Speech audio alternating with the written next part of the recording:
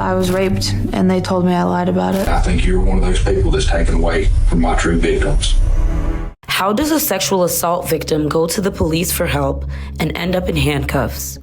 Was it wanted? Was it consensual? No. From the investigation, you're not being honest with me, okay? With what I just told you? Yes. In their new documentary, Victim Suspect, investigative journalist Rae de Leon and director Nancy Schwartzman explore how sexual assault victims all over the U.S. are forced to take the blame for being raped. The themes I was hearing was a lot of pain, betrayal, confusion.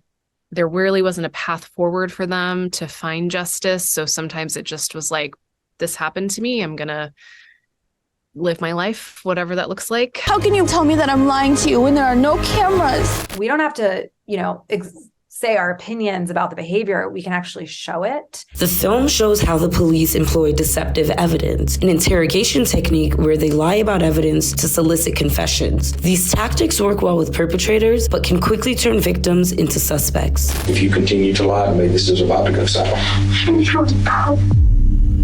You just look at the physicality of the space and where the young women are positioned in the space, sometimes by themselves, with a man, with an adult man, sometimes with two adult men, we heard on audio. So already that's such a power imbalance that is so uncomfortable for anyone who's survived abuse or assault.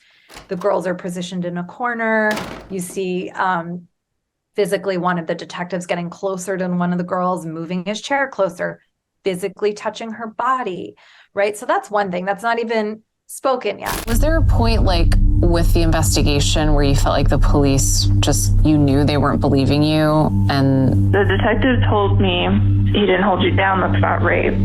Then there is a tactic of pointing out or questioning something that actually does not have to do with the assault, but has to do with the victim's behavior. Was she drinking? Oh, is she underage? Oh, did you use a fake ID? Then the young person is like, oh my God, I messed up. I did something I'm not supposed to do, which actually has nothing to do with her assault. And then we see this a lot with Emma. We see it with Diane around the inconsistencies. What exact time? And if someone says 11:35 and it's 12:10, that's not a huge difference. They'd really push on that inconsistency and start to really seed doubt and kind of throw them off, right? And make them already feel like, oh, am I guilty of something? I do not believe you. I do not believe you at all. It is a crime to file that false report. In the police reports, it's actually says victim will be arrested. So there were times when I would read it in a report or hear it, in the interview that they had something or they had an interview or they talked to a witness, and I'd follow up, and sure enough, it just that didn't happen. But they are allowed to do that. There's nothing stopping them.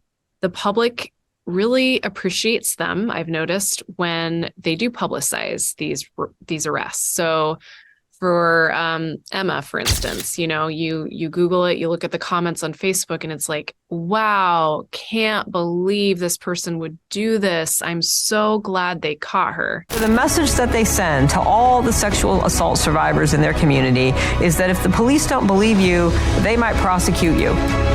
Some of the reports, they will say that the sex crime was cleared by arrest, clearing it by arresting the reporting victim, not by arresting a perpetrator. I've also just heard police tell me that some officers get really angry if they feel like someone's lying to them, and they just personally don't like that.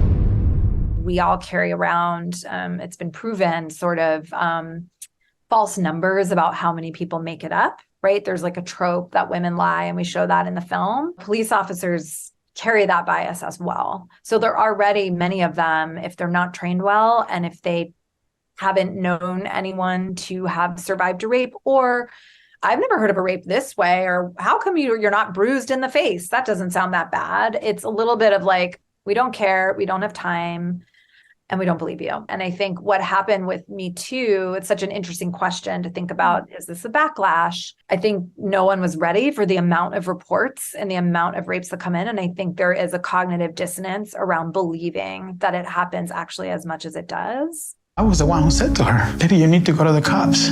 You do everything that you're supposed to." And things like that happen, you know. Sometimes the justice system is not made for everybody.